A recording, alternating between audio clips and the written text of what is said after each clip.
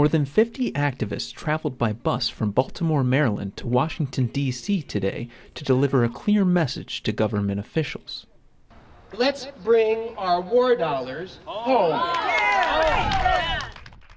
Today's moving protest, called the Prosperity, Not Austerity bus tour, featured stops in towns throughout Maryland before ending at the nation's capital.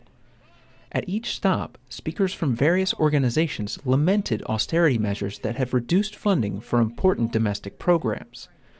Protesters argued that politicians have prioritized war over education, housing, and public health.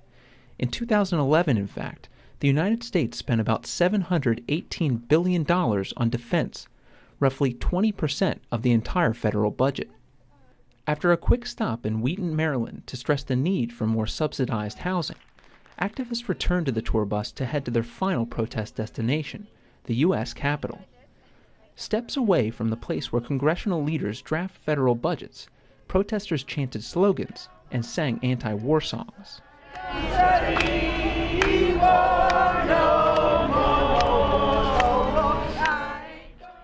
Activists also continued their cries for cuts to defense spending.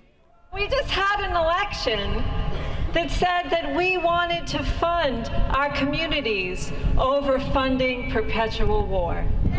Protest organizers say the bus tour was designed to show politicians the extent to which excessive defense spending impacts average Americans. We wanted to look at some of the needs in our communities, desperate needs in our communities, and to contrast those with the outrageous level of spending on the Pentagon. The Pentagon budget is killing Americans.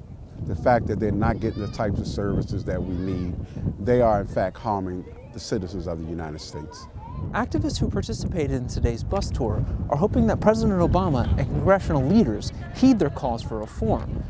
But if history is any indication, it could be quite some time before Congress takes a heavy axe to the Pentagon's budget. Reporting for AU News, I'm Chris Young.